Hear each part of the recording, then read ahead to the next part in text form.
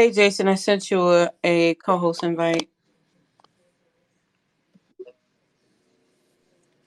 Hey Jason, how are you? Uh, Pretty good. How are you? I'm good. I'm good on election day eve. That's Yeah, what I call today. it's a big one.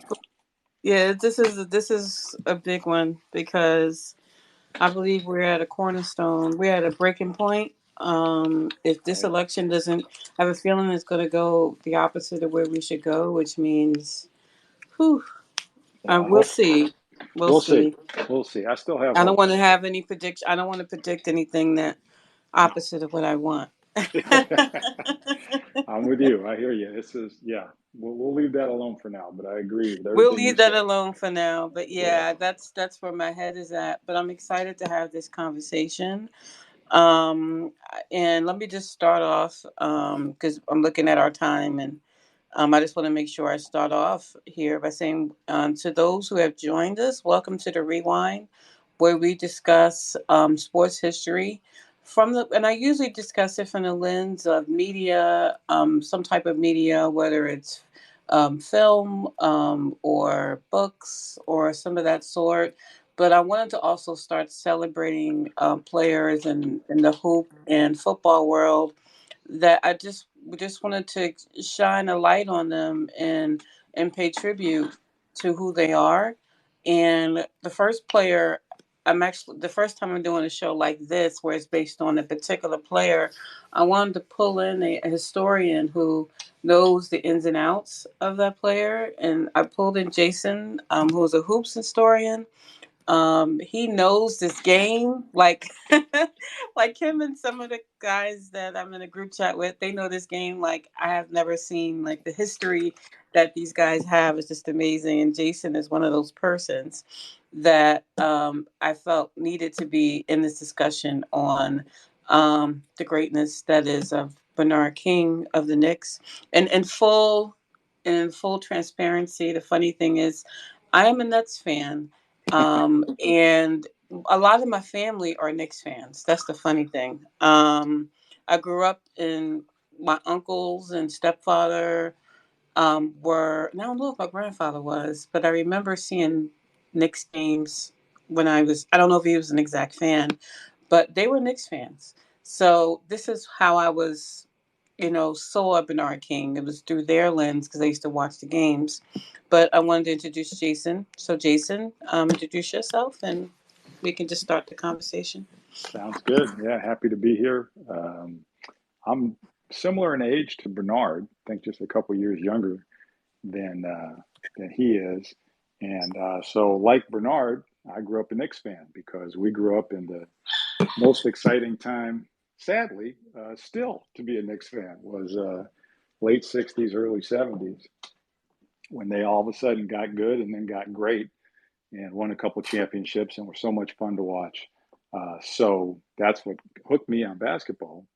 Really was growing up in New York City and seeing Walt Frazier, Willis Reed, Dave DeBusschere, Walt Frazier. I don't want to leave guys out, but that was I don't want to leave guys all-time out. team and the one that got me hooked. I mean, that was beautiful basketball to watch. So I've been a Knicks fan ever since, which is not easy, um, but I remain one and remain hopeful.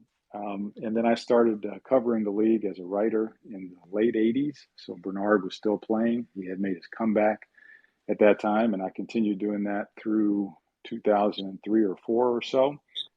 Did a lot of writing for magazines, most notably probably Basketball Digest. People remember that.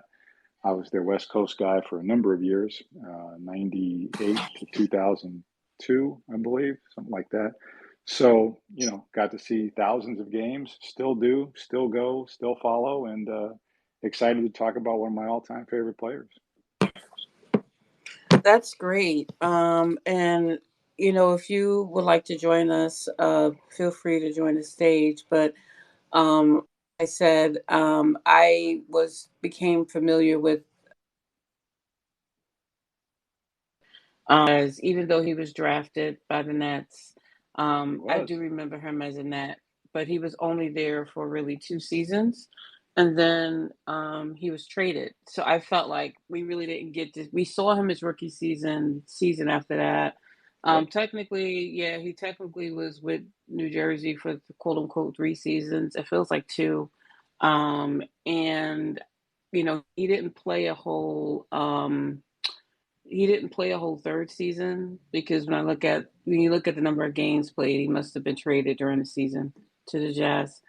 But we'll get into all of that. But we could start off talking about Bernard King because he was raised in, he's from Fort Greene, Brooklyn. So he's from New York. So he played to me, the backyard of the New York Knicks. He grew up a New York Knicks fan. He loved the Knicks. And he grew up, playing in the playgrounds out in Brooklyn, working on his game right in New York with, like along with, when you think about it, some of the greatest hoopers comes from New York, right, Jason? Well, yeah, and certainly in that era, in the 50s and 60s, New York was the capital of basketball. I mean, it just was. It was the city game, It's called the and Mecca for a reason. it is, and that's really the reason. I mean, I've done a lot of studying on that era, and right before I was a kid, and kind of right at that time and after. And I mean, that was the game, because all you need is a ball and a hoop, right? That's it. And the history in New That's York it. was so strong that that's what everybody wanted to do, and it was much easier to do that in the city. It's impossible to play baseball. There's just nowhere to play, and football too. You just not enough space Mhm. to do Mhm. it. Mhm. But there's hoops everywhere, and all you need is your own ball and a hoop. You don't need a net. Most of the hoops don't have nets. Still don't. They certainly didn't in that era, or if they did, it was a chain net or whatever. But Right. you Right. just wanted to play, and you could. That was the thing. I was the same as a kid. You could just go out by yourself and shoot for an hour or two, whatever you wanted to do. It was just easy and fun. So, that was Bernard's thing, and certainly where he grew up, those were the guys you looked up to, were the ballers in the neighborhood, and Mhm. Mhm. again, the Knicks were the team. Not only were they great, but they were flashy, they were fun, and if you were a kid in that era, you wanted to be a Knick. I mean, that was it. Bottom line, Mhm. and Mhm. Mhm. Bernard had the size and the talent to have a chance at it and worked his butt off to get there, and he did. And I think we'll talk about it in a little while, but he was so excited to become a Knick when that trade happened because that was his dream always as a kid, and not too many people get to live their dream, but he did. He definitely got to live his dream, and the funny part is he was drafted by my team, but he really doesn't acknowledge my team. But but we did draft him. But we'll get there. We could start talking about Bernard because like he got his start, at the University of Tennessee, in Yeah. terms of in college. Because of course, in today's era, players, may play 1 year really, and then they're out. You know what I mean? They may play Yep. a second year if they feel like they're coming out at a time where it could impact, like where they're drafted, or they need just a little bit more development.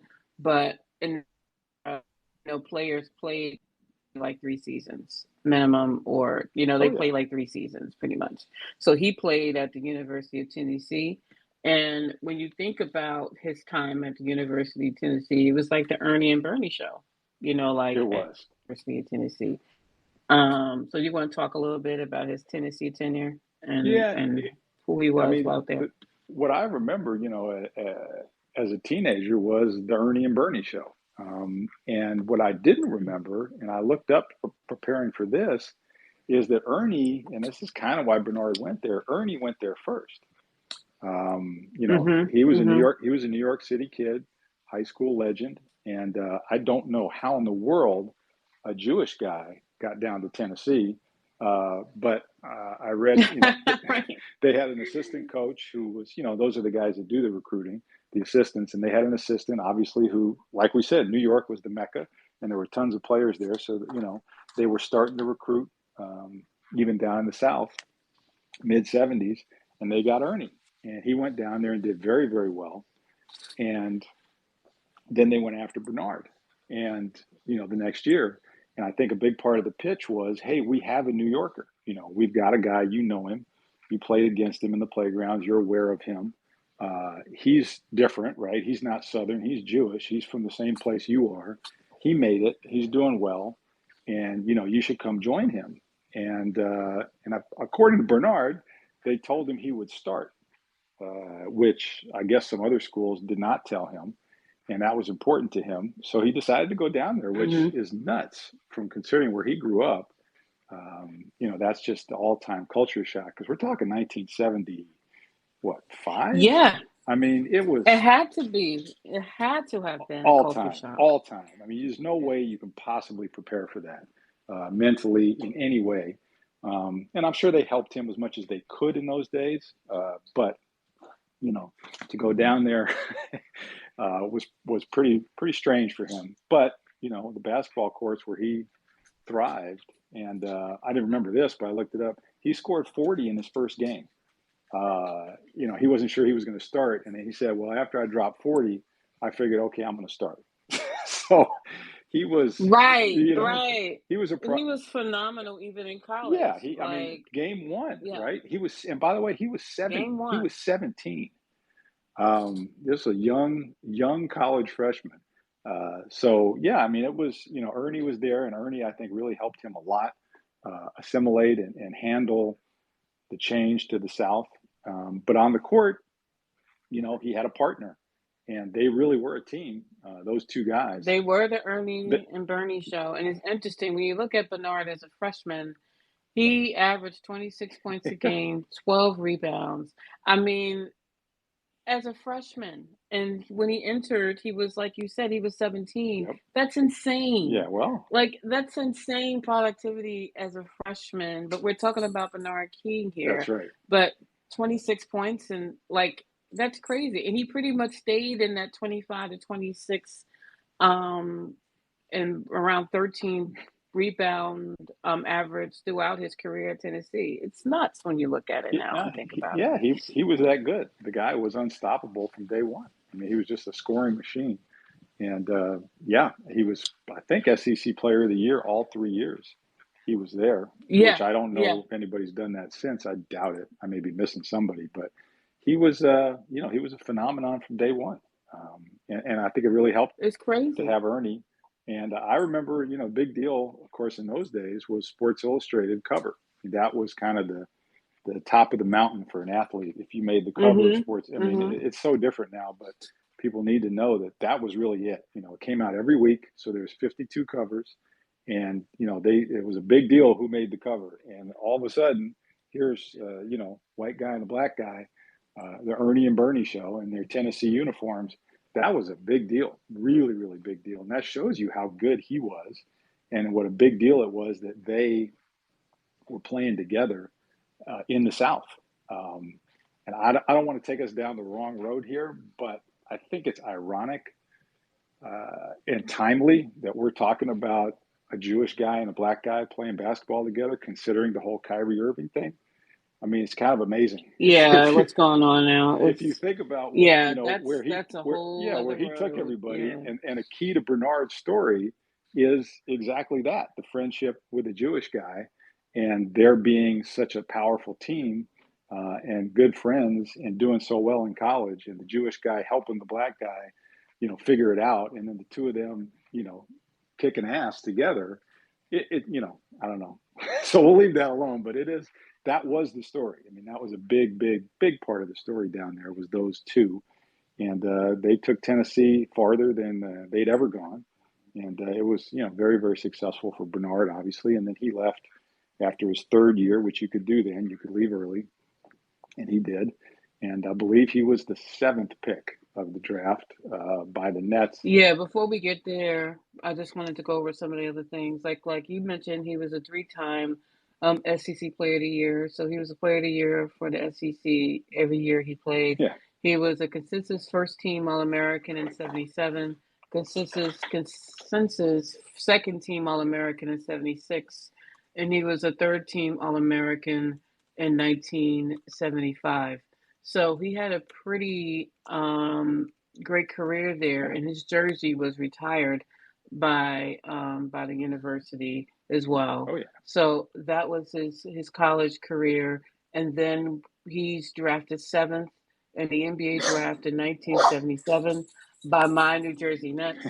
Um, and he was just there 2 seasons, but when you think about it, his tenure with the Nets, while it was brief, and he was dealing with some issues at the time, it's been alluded to that maybe he was dealing with a little bit, which is why they trade him. Because why would you trade a player who averaged, the averages he had? I mean, he set a Nets record his first year, like in his rookie season, and he made all NBA. He made the All NBA team, Yeah, he should have and been Rookie of the Year. They gave it to Walter Davis, but he should have been Rookie of the Year. It's because the Nets were terrible that he didn't win it. the Nets only won 24 games his first year. And one of the things he alluded to was um, he wasn't used to No. losing. And this is one of the things with the top teams. This is one of the things when you're a top pick and then one of the top teams pick you, you're pretty much going to a team that's struggling. And the Nets at that time, Yep. I mean, Whew. talk about struggling. I mean, this is a team, and this was a few years earlier, but this is a team that had Dr. Dr. J on their team, but when they came over to the NBA, he ended up being traded to the 76ers. Yeah. Um, so it's not like when Bernard King came in, he had a power punch there with him. So I love my team, but our history. I just look at some of the players we've had, and just this. And Bernard King is a shaking my head moment. Yeah. But it's rumored that he was dealing with some issues also at the time. Even though he averaged 22.5 points a game, as a net. You know what I mean? Like, and you think about it, his first 2 years, I mean, he was extremely productive Oh yeah. for my team, and it's unfortunate that he was traded, but he was. But yeah, it's unfortunate he was traded, but it is what it is. He averaged, he had great point totals, he set records, but he was eventually traded to the Utah Jazz. And at first, it looked like the trade was a good idea because Bernard King had issues when he was with the Utah Jazz. Yeah. There's one thing I want to mention though, and for people that don't know it, I don't know how you can find it, but you can. After his rookie year, and he was unbelievable as a rookie, 24 a game, almost 10 rebounds, terrible team. Uh, After that season, he did a movie, um, which guys kind of did in those days. Dr. J, I think, had just done The Fish That Saved Pittsburgh, or was just about to. Anyway, Bernard did a movie called Fast Break with Gabe Kaplan, who was a star on Welcome Back, Kotter, which was a huge, successful TV show with John Travolta at the time. And Gabe Kaplan's a New Yorker through and through, hardcore basketball fan. And he did this basketball movie called Fast Break. And the one, pro player that they got to be in the movie was Bernard. And he played Hustler, who was a pool hustler from New York, who ends up going out to somewhere in the Midwest or near California at some rinky-dink college, and they end up beating the big school. It's a fun movie. I mean, it's really fun, and Bernard has fun in it. He's actually pretty good in it. He can act a little bit, and he was having fun. So that was a big movie for me as a kid. To see Bernard in a movie was pretty cool, and it was a fun movie. And so if people can find it, it's called Fast Break. And I always thought it was really cool that he did that. I've talked to him about it a little bit. And he just laughs and says, yeah, we had fun on the set. He just kind of leaves it like that. So It leaves it at that, yeah. well, you got to give him credit for doing that. He had a lot of problems at that point in his career. He was just starting to have them, and I doubt that being on the movie set with people helped him at all. I'm sure it pushed him in the wrong direction. But we're not going to blame that. But anyway, yeah, he doesn't talk about it a whole lot, but he said it was a lot of fun. And then yeah, he had trouble his second year with the Nets. He got caught, not caught, but he was in a parked car with the engine running, sleeping at like 3 a.m. And so the police found him, and he was drunk. And that was really the first Yeah. sign of trouble. And then I think Yeah. once they investigated, they found out that he had some guys that he had grown up with. And this is a common story, it still happens. And they were just kind of feeding off him. You know, he had the money and the fame, and he was their boy. And so he had trouble saying no to them. That was part of it. I'm not going to excuse what he did, but he was drinking a lot. And yeah, that was the beginning of the trouble. It's one of the reasons he was traded to Utah. And then he didn't last maybe 2 months in Utah and then had some more real serious trouble. Uh, Yeah. and then Yeah. abuse allegations that he hasn't denied. He said he was just drinking too much and didn't remember anything. But in Utah, they don't mess around there. So he was done, I think, 20 games into the season, and then went to rehab. He was one of the first guys to do that. So that was a pretty low time for him. And then he ended up getting traded to Golden State, which I think really helped him because That really helped him because he had a resurgence with Golden State, his Golden State years. well, I think a big reason for that is a guy people don't know a lot about, but they should, is Al Attles. Uh, Al Yeah. Attles Yeah. was a great player. He was a defensive superstar and known as maybe the toughest guy in the league. You did not mess with Al Attles, period. And then he became the coach of the Golden State Warriors, and they won it a few years before that with Rick Barry and kind of a questionable team. They won it all. And Al Attles was a great coach and a great guy. And I think he was the perfect guy for Bernard, to kind of bring his career back. That's the mentor kind of father figure that Bernard never had.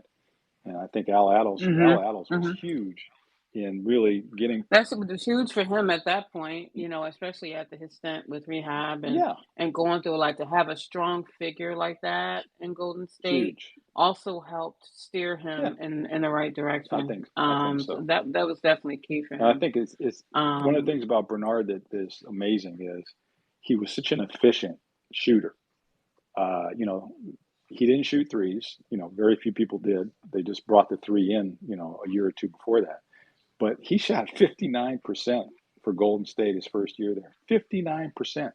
That's yeah, insane. he averaged Uh, 57 stint yeah, I there. mean That's crazy. that's the Like, thing about Bernard that people don't. You got to really sit back and look at that and say, now he's the guy taking the most shots. He's the guy the defense is keying on every single game. The game plan is to stop him. That's the game plan of the other team. And he shoots 57% for his career and doesn't take any threes. The guy was a machine. And I think in Golden State is where he really turned it on. And he kind of, Adults gave him the confidence back that he needed. And he lit it up for them. And it should also be noted, when I was looking at this, it hit me. He played with some ball hawks. I mean, he played with some guys that did not pass the ball. And it really did not help him. I mean, in New Jersey, so he had to be efficient. exactly. When he got it, if he didn't make it, he wasn't getting it back. So that's exactly right. He played with Super John Williamson, who was a great net with Hmm. Dr. J, won 2 championships. By the time Bernard got there, Super John had gained some weight. He was a scorer. He didn't like to pass the ball much. He was the star. So that's not a great guy to play with. And then in Golden State, his shooting guard was World B. Free. And he's a New York guy through and through, but Hmm. he's also not a guy who passes the ball. I mean, when he gets it, it's going up. So those are some tough guys for Bernard to play with because he was not really the featured guy like he should have been. Because they ran a lot of plays for those guys, and World was a shooter. They also had Purvis Short, who he never passed the ball ever. So it was, I think, an interesting thing for Bernard. And when he got to the Knicks, he was the featured guy. And I think that's what he Yep. always Yep. wanted and always needed. When you're a super scorer, you should be the featured guy. And he was ready. He was mature. He was where he wanted to be. And I think that trade, the Knicks traded him for Sugar Ray Richardson, another troubled guy. That was an unbelievable trade for the Knicks. And Bernard was ready. Those 2 years in Golden State. He was ready when he got to the Knicks. When he got to the Knicks, it was it's a mixture of two things for me. And he got there a little bit. I mean, I think if him and Patrick Ewing had a chance to, Yeah. really play when he was really, those first few years when he was with the Knicks Yeah. before, Ewing got there, they could have gone far. Oh, You know what I mean? Like they could have won a absolutely. championship to me. 100%. 100%. I think they were cheated. His injury cheated him of reaching in the Knicks of reaching a pinnacle, like 86, 87. I think they could have been right there. But yeah, next week this is the Knicks period. And this is when I was like he was on the Nets but when he was with the Nets, we were losing all the time. We won 24 games. Yeah. I mean, the Nets weren't good then. No. That's just the way it is. So, like seeing Bernard, I mean, he wasn't happy. It was just not a good place. But with the Knicks, with him being the featured guy, he got to the Knicks, 1982, 83 season. And he was 26 at the time. I think it was the perfect time to be in New York. He already dealt with his demons by that point. And he was ready to play for his dream franchise. He grew up a Knicks fan. And when you look at his documentary, he just couldn't believe, he talked about, he couldn't believe he was playing for his favorite Yeah. team. And to this day, this is the team he claims. Like all the teams he's been through, it's the Knicks he talked about 99% of the That's right. time. Well, So, and I get it. I get well, it. That was his glory and yeah, time. let's talk. So Let's I talk get about it. why. Because I mean, people need to know if they don't remember. And yeah, obviously, if you weren't old enough, he was the man in New York. He brought basketball back, and that is for a city that loves basketball as much as New York does, and for the fans who are as crazy as anybody in the world and knowledgeable. The Knicks had fallen pretty far, pretty fast.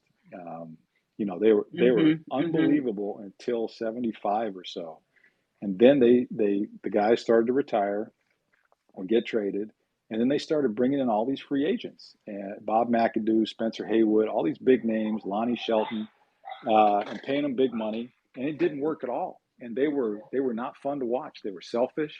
It was the exact opposite of what the great Knicks teams were, and the fans just hated it because it was like, what happened? What in the world's going on here? We're the Knicks, and they were ugly to watch and not having fun. And then they got Hubie Brown and Bernard, and Mhm. Bernard, Mhm. he played so hard. Uh, and I think Nick fans, all fans appreciate that. But I mean, he played 110% every minute he was on the court. I think the name of the book is Game Face, right? That he named his book. He was Yeah, game famous. face. His game face was Well, legendary. His it was game face scary. was I mean, he legendary. was a scary dude. He wasn't out there messing around. He didn't make friends. He didn't shake anybody's hand. He was out there to kick your ass, and he did. And In his documentary, he said, like Magic, was like he was all business, that scowl he yeah, used to wear. And Bernard was like, that wasn't my game. I had to be intense when I entered the game. I just, I was intense and I stayed in my frame of mind. And so that was my face. It had to be, it represented intensity, and I was going to go all out. And I'm giving you, yeah, you're getting all of me, the best of hmm me. So yeah, my game face was all of that. It was my poker face. yeah. He And was a bad man, yeah. and he, on the court, and you knew it, and the fans just loved it, and you couldn't stop the guy. And when you have a guy on your team that you can go to anytime to get a basket, and he's going to get it, and he's going to get to the line, no matter who's guarding him. It's exciting, and he really brought basketball back. He brought people's excitement back in the Garden, and they made the playoffs his first year and lost, but he went off, and it was really, and Hubie Brown. The thing about Hubie Brown as a coach is he's always great his first 2 or 3 years, and then he starts rubbing guys the wrong way because he's a screamer and he gets in your face, and that gets Okay. old. But the Mhm. first year or two with Hubie was always really good everywhere he went because he's a genius basketball mind. He's over prepared. Guys really appreciate that. And when he's screaming at you those first year or two, he usually is right about what he's saying, and guys respect that. And so the combination of Hubie taking over and then being smart enough to say, "Hey, we have Bernard. Okay, this is the guy. We're going through him. Everything revolves around him." Was really smart, and it worked. And Bernard just got after it. And you got to remember, at that time, you're talking, Dr. J in Philly in his prime. I mean, the end of his prime, and Larry Bird in Boston. Marcus Johnson in Milwaukee, the small forward position was it. And Bernard, he didn't back down from anybody. He took those guys to school regularly. They had a guy that could match up with the best players in the league, and on any given night, and dominate dominate them. And he was that was when you look that was his at goal. when you look at his matchups and you look at like his totals, like that first season, he scored 40, like 43 really, but he scored 40 for the first time versus Detroit. Do you remember like what the matchups were versus Detroit? Because it's like, Yeah.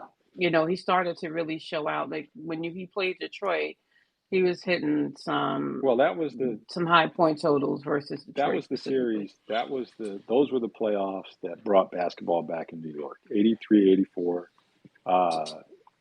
They had a big year. Bernard had a huge year, and they got Detroit in round one. And Detroit was Isaiah Thomas, who was a superstar already, and the rest of their team was Lane Beer, who was young, Kent Benson, John Long, but then their small forward was Kelly Tripucka, who was a very good player, real strong, physical, small forward, but he could not handle Bernard to save his life. As strong as he was, just wasn't quick enough. And those playoffs, they went 5 games, and Bernard averaged, I believe, 40. He averaged 42 a game.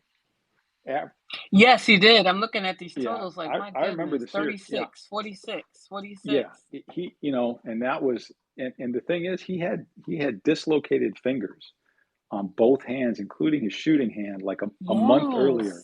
He was playing. If you watch the video, he's playing with two splints on his fingers. So he couldn't even really handle the ball the way you want to, especially as a shooter. And he had one of the greatest playoff series still to this day, like top 5 in the history of the NBA. That series right there, and the next one. They beat Detroit. He went off and they played Boston. Yeah, well, they ended up playing Boston. He got 44 in Game 5 against Detroit to beat them. He shot 17 for 26. I mean, that's Bernard. That's as efficient as you're ever going to get. And the Garden was just losing their mind. And then they get the Celtics, which is, they were the Celtics already at that point. Yeah, they were loaded. And this is the 80s. They had their whole team. It was this was an all-time great team with a young prime Larry Bird, and that's who Bernard matched up against. And that series was amazing because the Knicks had no chance the first 2 games in Boston. They were exhausted. I think they had to play the next day after beating Detroit in overtime. It was the next day or the day after, like at noon. So they had no shot, and they got run out of the gym in Boston the first 2 games. They got beat up. Yeah, they were. It was like they played Boston on. It says here they played Boston on the 29th, and then the next game was actually on the 2nd. So they had there's actually a few days off in between there, but there was, but yeah, they got smoked the first 2 games, and they got smoked. I remember that there was a big, in New York, it was like, well, is the dream over? We beat Detroit, but now we're playing the Celtics, and the Celtics are unbelievable, and Bird is unbelievable, and Bernard's doing his best, but and they had a real. Apparently, I read about it again. They had a real players meeting. Like Hubie screamed at everybody and told them what they needed to do and what they were doing wrong, and that they weren't being professionals, and they had a home game coming, and they needed to really step up. And then the players had a players-only meeting, and they had a guy on the team named Truck Robinson that was one of the tougher guys in the league. His nickname was Truck, and apparently he was the first one to speak up. And he said, "You know what? We got to look in the mirror here. Okay, we got the city back. We got our fans behind us. we need to step up here. We really need to step up and show what we can do. And everybody chimed in, and they kind of got whatever stuff they had out, which happens, in the playoffs. When you get beat, guys start sniping at each other and complaining, and they got it all out. And they went out in Game 3, and did what they needed to do. And they had Bill Cartwright, who was really good.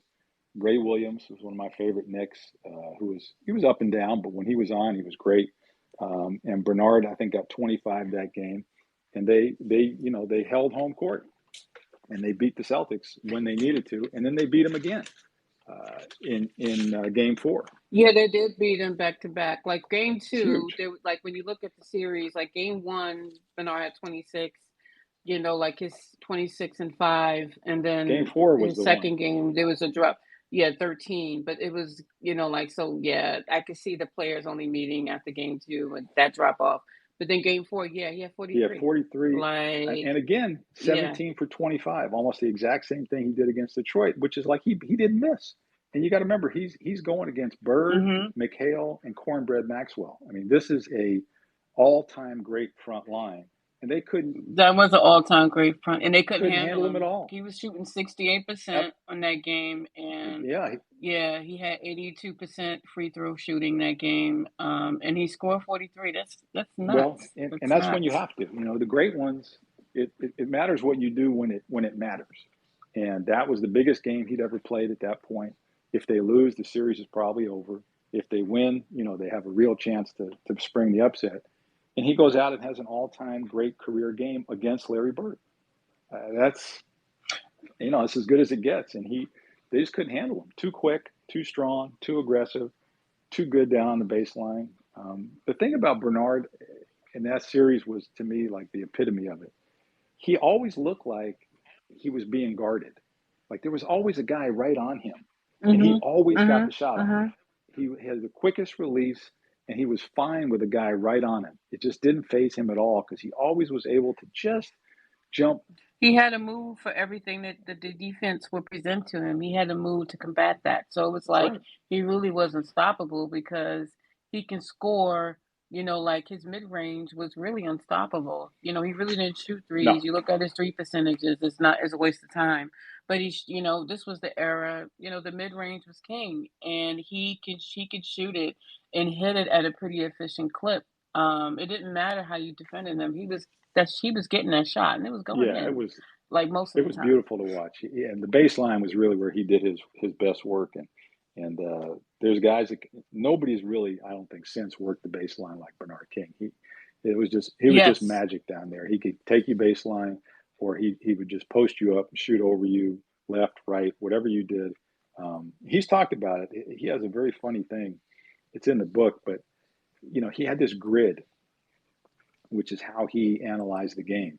And he broke the court into a grid. He had 9 on the left, 9 on the right, and 4 in the middle. And then he had a move for every, I even wrote it down because I saw his little tape and I wanted to remember it. But he said, there's only 5 ways you can be defended. You can force me left. You can force me right. You can back off me and give me the jumper. You can play me tight, or you can overplay me to one side. That's it, right? Those are the 5 ways. That's it. He said, I developed a counter move for each of those 5. So whatever you did to me, I was ready to counter you immediately. And then I would find my spot on the grid, whether it was left, right, or center. He had his spots. And he said, that's how I looked at the game. And every possession, unless it was a fast break, was basically done that way. And I've never heard anybody else say that. He had a very interesting analytical approach. And then he had all the skill and all the passion. His IQ was there. He knew his basketball IQ was top notch, and he knew where to get on the floor. He knew where to get to on the floor, and he knew his spots. He was going to get to his spot no matter what you did, and he was going to get his shot off. And when you think about that, as a defender, it had to be draining guarding him as a defender. Exactly. Like Kevin McHale was like, oh my God, I have Bernard King tonight. Oh God. Like, Like, 'cause he knew what that meant. Like, Yeah, and it meant you were in trouble. I mean, he was just going to work you all night long. And also, is a lot of people have forgotten Bernard was serious on the break. Bernard was a terror coming down the wing on the break, and that was the era where they ran the fast break a lot. You don't see it much anymore, but every team really knew how to run the break, and Bernard was the wing. And when he came down on the wing and got the ball, get out of the way. He had the big two hand tomahawk dunk with his big dunk, and he was so aggressive and so quick that guys would think they were kind of in position to maybe stop him. No chance. I never no. saw him stopped on the fast break when he got it on the wing. One dribble, and it was he was going up, and you better get out of the way. He was a terror on the break, and the crowd. You know, that's obviously the most fun for a crowd is to see the break happening and see the guy on the wing. If it, Mhm. in Mhm. LA it was James Worthy, and in Philly it was Dr. J, and in New York it was Bernard. And you see him running that wing, and you're hoping the point guard gets it to him, and you see it happen, and it was like, oh, here we go, and he just delivered. I mean, he was coming after it, so he was really something. Whether I vividly remember watching him that season because I had no choice to watch them because my family were Knicks hey, it fans. was it was So, back. The you know Knicks what were I mean? back. You had to Like, sit there and deal yeah. with it. And I was a youngster, you know what I mean? You know how, youngers rebel, so I was the Nets There you fan, go. like, like so. But yeah, it's funny because I watched Bernard King and I remember it, but this like in the game in '85, um, for Bernard King, and people don't realize there used to be a team in Kansas City. I don't think Yes, people that's right. Kansas City I Kings. don't think people the Kansas City Yeah, Kings, right? that's true. The Kings are in Sacramento, but you know what I mean? But the Kansas City Kings, I mean, that game where he basically tore his knee up, Yes. um, that changed the trajectory of the Knicks, his career, like forever. Like that was at a time where if you had an injury of that magnitude, your career was over. Like it Correct. was pretty much a wrap at that point. I mean, this is a man who played with, like basically you could say broken fingers. You know what I mean? Hmm. Like and today that's you're out for what, weeks, Oh yeah. but Well, he he yeah, he tore his ACL, which is a really really serious injury, and but and the, broke his leg bone also. yes, and the Like, context is important. He was averaging 33 a game that year. He was leading the league, and that's a league with Michael Jordan, who led the league, I think, every year for like 8 years. yeah, He was the yeah. league's leading scorer at 33 a game, and they had already played 50 some games, so he was going to be the leading scorer in the league. And he had dropped 50 back to back, which nobody had ever done at that point in Texas on a road trip. He dropped 50 on the Spurs, and then he went into Dallas, and they were really good. They had Mark Aguirre, and he dropped 50. He Mhm. dropped 50 on them the next night. That's what he was doing. Yep. That's what he was doing. And you probably remember this that season, Christmas, the Knicks played the Nets, and he had 60. Yes. 60. He wanted to he punished us. Like whenever he played the Yeah. Knicks, I swear as a Knick, he wanted to like kill us. It was like, yo, dude, we drafted you. We were there for you. Like, There you your go. first two seasons, but you were we had to get, they felt they had to trade him, but sorry. You know what I mean? But it's like the Nets were his team that he would, he's one of those teams he wanted to crucify us. So yeah, that's 60. Yeah, Yeah, yeah, that was that big. sticks out. I mean, that was a Yeah, statement. That was like, yeah, like you said, I'm gonna punish you guys. It's Christmas, everybody's watching, and I'm gonna show you who the best scorer in the league is. well, I'm gonna show you who the king is, There you go. basically, There you and go. It's the Battle of I'm New gonna live York. up to my name. Yeah. But yeah, the Kansas City Kings, Ugh. on it's that game. It is so weird to say the Kansas City Kings now. It just is. Like it always feels weird to say, but there was a team there, and the player he's playing against was Reggie Theus, and that injury when he tore his knee, because that was the summer they drafted Okay. Patrick Ewing, Correct. and he basically was in the hospital with all of the staples in his knee, watching them draft Patrick Ewing, a player that was the position that they needed.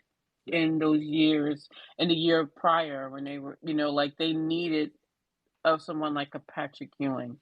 And for him to come, when he's injured, like he said, he cried. You know what I Well, mean? Like, yeah, here he that's what is. And exactly.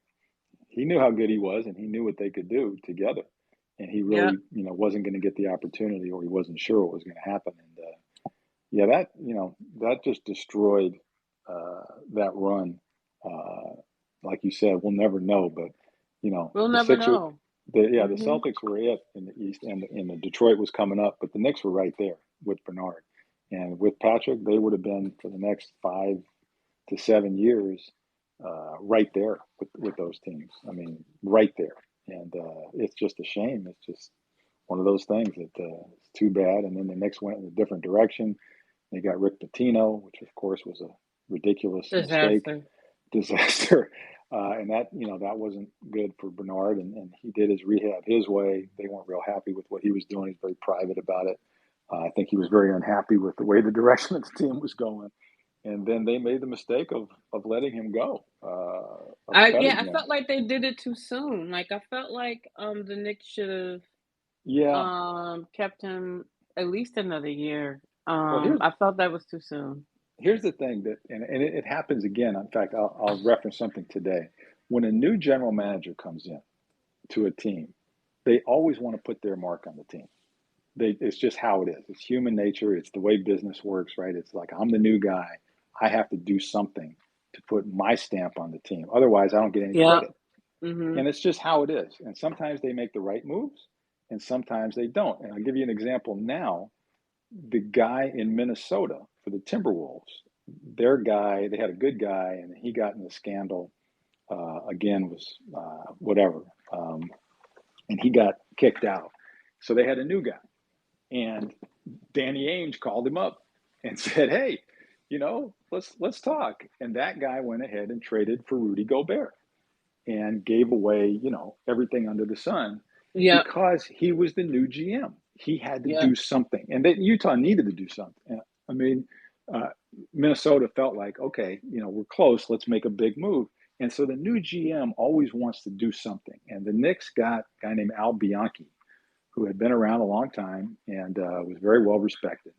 And I think he wanted to put his stamp on the team. And Bernard was the old Knicks, right? Bernard was the team from 3 years ago that he had nothing to do with. And Patrick was the new team. And he wanted to put his stamp on it and build around Patrick his way. And so Bernard, was not doing great off the rehab. They couldn't really trust him. And I think he just cut him because he didn't want to deal with that old baggage. He wanted a fresh start and to do things his way with his people. And it's common. But it turned out to be a mistake because he underestimated Bernard and how badly he Yeah. wanted to come back and show people what he could do. And it was a shame because, he proved a year later that he was ready to come back and be a force. And it still would have worked, but it just didn't happen. Yeah, and like he, of course, he didn't play in the 85. We already went through what happened in 87. Then he went to Washington Yeah. after that. And he had some really good. I mean, you look at his Oh, points he and his was. averages, like he ended up making an all-star game in 91. Well, Like, he averaged 28 a game on one yeah, leg. The guy was playing on one crazy. leg and was the third leading scorer in the league in 1989-90. That I think, we've talked about how great he was and all the things he did to prove his greatness, but to come back from that kind of an injury in those days, and it took him 4 years to really get back to full Yeah, dominance. But he because I'm did, looking at the 88. Yeah, he because he sat he out he did it. 85, He, he, 86 he he played, 87 he played, but 88 it was like he was getting back to, yeah. he felt, pretty decent again enough to really make that impact. So even though he was coming back, when you look at him, 86 when he was at the Knicks, he still was at 23 a game, and that was a year after. But he only Mm-hmm. played in 6 games that year, it looks like. That's right. Yeah. It wasn't that many games, so scratch that. But the Yeah. first season in Washington, he was at, he averaged 17 a game. Yeah.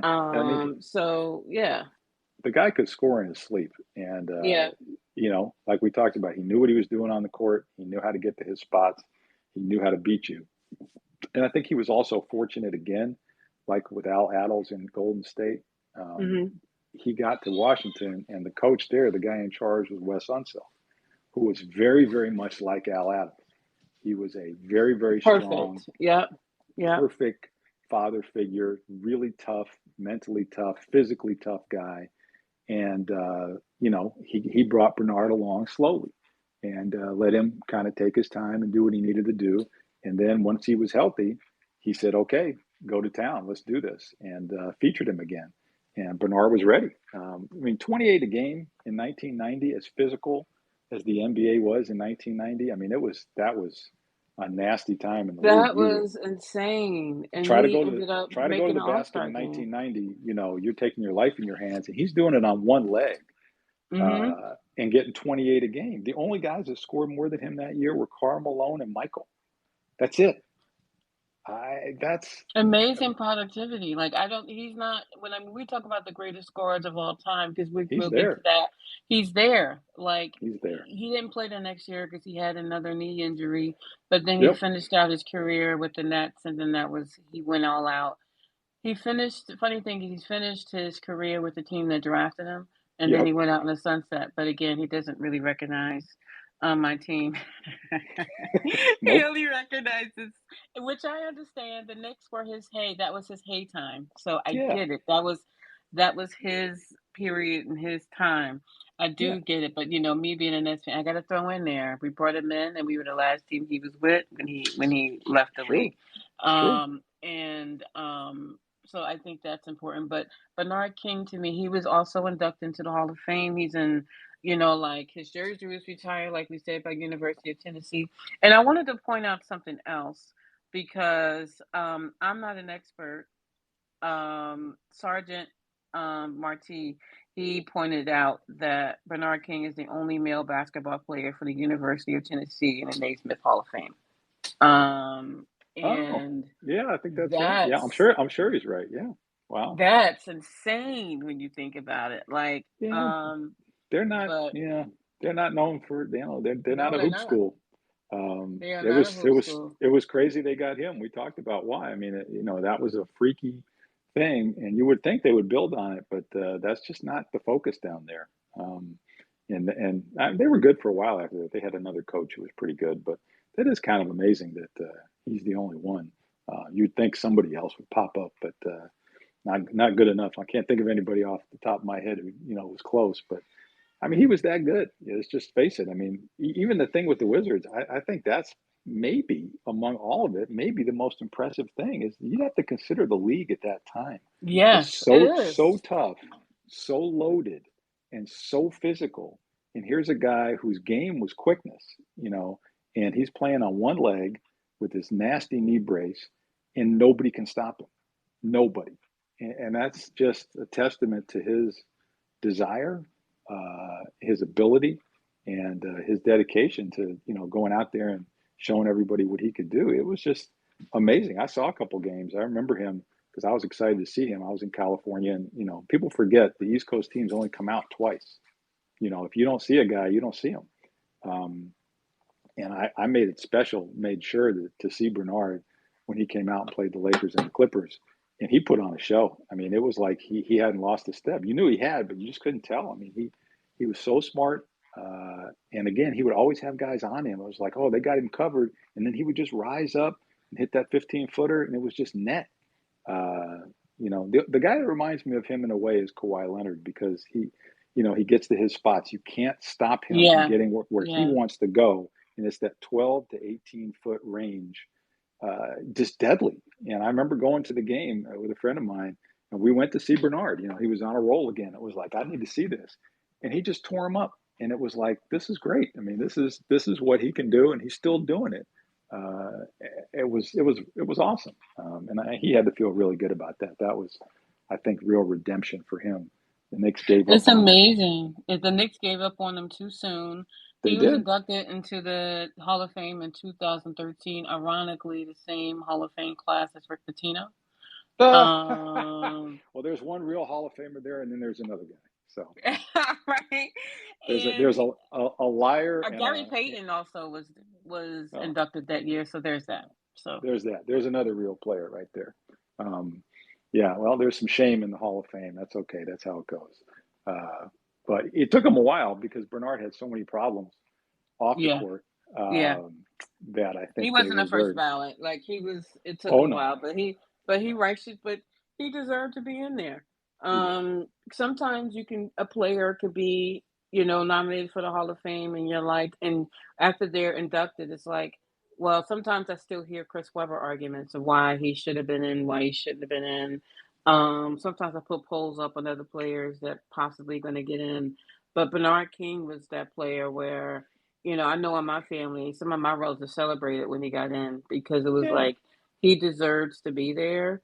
And wish we saw him more like in doing media, doing like commentating some of the games or something like that. But he makes appearances at Madison Square Garden. he does. He He's does. very well spoken, very interesting guy too. When he talks now, he's really cool. He's really a little different, and I wish he would do more too. They don't seem to Yeah, utilize him, but the Hall of Fame is interesting. The Basketball Hall of Fame is very strange because they count college, they do. um, They and do. it's never been clear why they do that. It doesn't really make sense. Yeah, and the Um, international, like, and yeah. Yeah, so it's just really the Basketball Hall of Fame is such a hard one to figure out. Um, I mean, on his merits as far as college and pro, Bernard should have been in automatic, but Yeah. the injuries and then all the off court stuff, he had a lot of problems. I think the off court is what, and Yeah, this is off court is what kept him not being like in I think in the so. Hall of Fame sooner. I think so. But he's in his proper place. He deserved to be in, and I think he's quite frankly he's one of the greatest scorers of all time. For any team. And I just wanted to do a space that's really, paying homage to his greatness, and what he was able to do on the court. And it's funny, I met him once when I used to work at Nordstrom's back in the day, and him and his wife came in, and he was such a nice guy. Like I Hmm. remember, they used to come in often because I guess they lived in Jersey, and he was such a nice guy. Whenever he came in, and his wife, who's the daughter of Susan Taylor of Essence, and she gorgeous and just was always so kind. So he was always pleasant, and when fans approached him, he always signed, took pictures because you would get recognized. Sure. So like he was never like not friendly, or even though he was with his wife, he still took time to speak to fans and to Hmm. sign something if they wanted to, or just to say hello.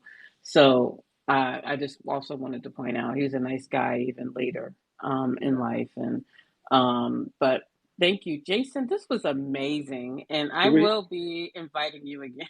Oh yeah. Do we have any questions? Does anybody out there Yeah, want to does ask a does question? anyone want to come up and ask a question Got to a comment? Jason, the Let's do it. historian, or make a comment on Bernard King? Please come up to the stage, raise your And hand, and and we will and I bring you up. and I will say that the funny thing is, I know this is about Bernard, but his battles with Larry Bird were legendary, and we talked about that playoff series. Yes.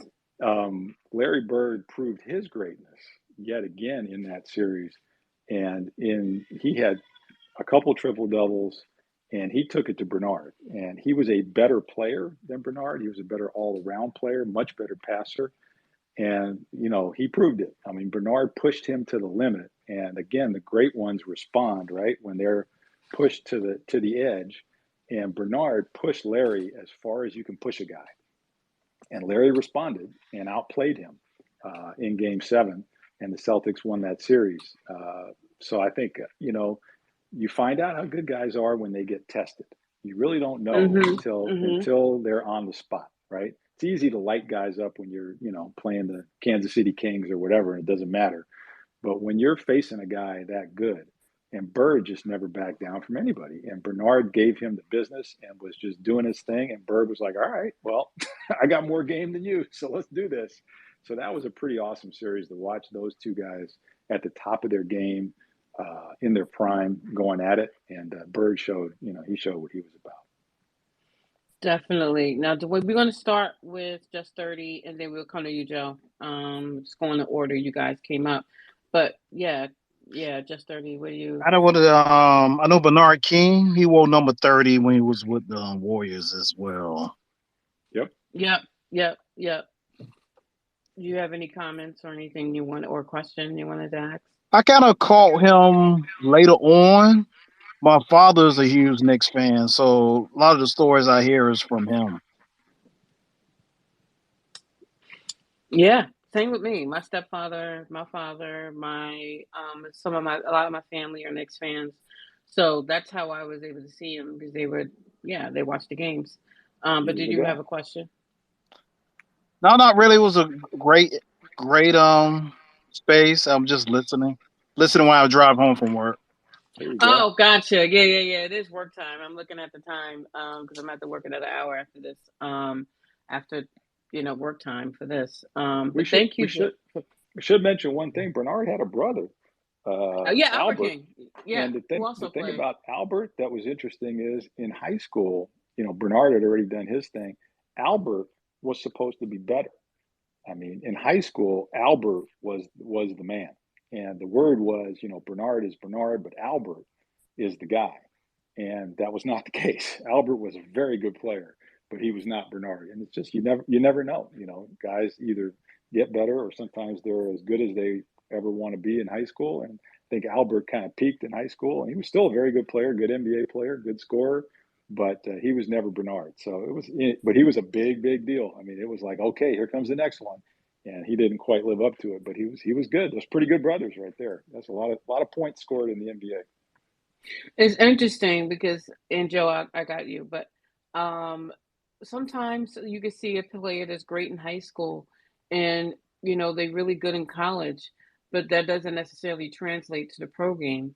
That's right. When they get here, when they get to the pros. But my favorite player was the opposite. I felt like, from him going from college to the pros, I don't know, like Jordan to me is a completely different player when he, like at the Bulls than he was under, Hmm. at North Carolina. But Well, they had the handcuffs on him in college. They let the handcuffs yeah, off in the pros. We saw what was up. another interesting tidbit is Bernard King is not in the College Hall of Fame. He's just in the NBA Hall of Fame. See, that's pretty No, stupid. Naismith Hall of Fame. Yeah. Next, Joe. Feel free to ask your question or comment. Well, my comment is that I have to give it up to my neighbor, one of my neighbors now, because my neighbor is from New York. And, saying those older guys get together and they start talking about the 80s and stuff like that. And it's the conversation is always Bird, Magic, and then Bird, Magic, Irving, and then Jordan at the end. But in the 80s, but there was my New York neighbor always to come up and like, no, y'all not forgetting but not Mr. King. No, Mr. King was the man. So saying hearing you talk about him, I had to give it up to. I had to say that too. And my other thing is that I want to give it up to my girl Malika. Saying I'm shouting out these women talking about sports. I'm loving it right now. They is running this industry right here. So giving it to another one to my girl Malika. Beautiful spaces. Thank you. I appreciate that. But Jason is Absolutely. the king. I appreciate this was a great conversation. And I will be inviting you back, Jason, and I Oh, will be working around your schedule. This was a great conversation. This hey, space will be uploaded to YouTube as well. great. And it will be available on Spaces. I appreciate everyone for coming. Does anyone have any questions before we shut down? One more question. If you have one, please Bring come it up and on. ask it. Bring it on. Jason is Bring it here on. to I'm here. I'm answer. ready. He is a What's up? historian. It was Bring it on. it was fun to look. It was fun to look back at Bernard and remember. Um, that what that guy just said is so true. He has been forgotten in that conversation. That Yes. was such an epic time in the NBA, especially for that position. And he was he was the equal to that group. I mean, he was in the group. That was the group, and he was at times at the top. But the injury just, it just robbed him of the opportunity to, have people remember him in a different way. But if you're a Knick fan, or if you remember the game in those days, for those couple years, he brought the Garden back, and he was, he went right at Dr. J. He went right at Worthy and Magic. He went right at Bird, and they couldn't contain him. It was beautiful to watch. So it was fun to go back and remember, especially that series against Detroit where he just destroyed Tripucka. And, we beat that young Detroit team, beat Isaiah. It's always fun to beat Isaiah. And then, to push the Celtics to the limit. That was just awesome. I mean, the excitement in New York was just off the hook at that point. It was like, hey, basketball is back. The Knicks are back where they're supposed to be. Bernard is it. And it only lasted, half a year after that. So then they came back with Patrick and Pat Riley and all that, but it was different. That was a different type of game, and just very, very different vibe. I'm here. Is anyone else here? Is anybody else clear, or am I the only one choppy? I'm good. Okay, it might be just me. Go ahead, Just 30. Go ahead. I wonder, did when the Knicks drafted Allen Houston? I don't know how much when they went after that coming out of Tennessee. I wonder if Bernard King had any input. Oh, good question. That's the next guy out of you found the guy out of Tennessee. He's the one. That's a good question. I doubt it. I mean, it was 93, so Bernard had just retired. I don't know. That's a very good question. I wonder if he had any input on that, if he was still in touch with the Tennessee people or had any sense of that. I doubt it. But that's a good question. It's funny that the next best Tennessee guy was a Knick too, and a great Knick. Yeah, he's definitely the one. What a sweet stroke Allen Houston had. My goodness. Boy, would he be good now. Oh my goodness, would he be good now. This game is made for Allen Houston, today's game. Whew. Boy, yeah, today's game is made for Allen, and I wonder, like today's game is definitely rooted in a 3-point. But I think that if like players like Bernard King would have adapted their shot or whatever for today's game, I hate removing players from their era, so I'm not gonna do like the whole if he played in this era with Bernard King. But with Allen Houston, I think today's game will be perfect for Allen Houston. I think that he was in the wrong era. He's one of those players that was in the wrong era. With some players, I just feel like wrong era. They were in the league at the wrong time for them. Yeah. But my internet is really breaking up. So I think this is a good place for us to end. Thank you for stopping by the Rewind. We will have more spaces paying tribute to other players that I feel aren't heralded like they should. Like one player I want to speak about is Mark Aguirre. I think that he, there's certain players, that don't get the shine that they should get. I'm sorry. No, I'm just saying, great player. Great player. And my next space is probably going to be on the Nets from looking at the Derek Coleman era and looking at Drazen Petrovic. I'm working on doing a separate space on him, but we're going to talk about the Derek Coleman era and the Jason Kidd era. And I'll be joined by Saint, who I call him kind of like a Nets historian, like myself. And we're going to talk about those two particular eras of the Nets, also with a spotlight on Drazen Petrovic, because he is one of my favorite Nets of all time. Short time with my team, but it's always what could have been. I don't think we could have kept him considering our history, but we can always dream that he would have stayed. I don't think he would have, but still. And I just want to, that's what's coming up next. In the end of the month, we are going to do a special space on Mahmoud Abdul Rauf's just released his autobiography. And we're going to do a special space shining light on his autobiography and also talking about his support of Kyrie during this time So we're going to talk about Mahmoud on November 30th.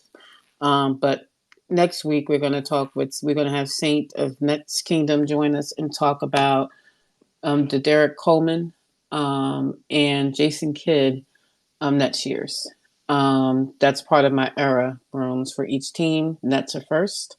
And then we'll do Philly, talking about the Iverson years and people didn't pick the process. But we're going to talk about the Iverson era and the Barkley era of Philly. That's coming up next month. And then I'll roll out polls for other teams to see what people want to discuss. So thank you for joining us, and we'll see you next time.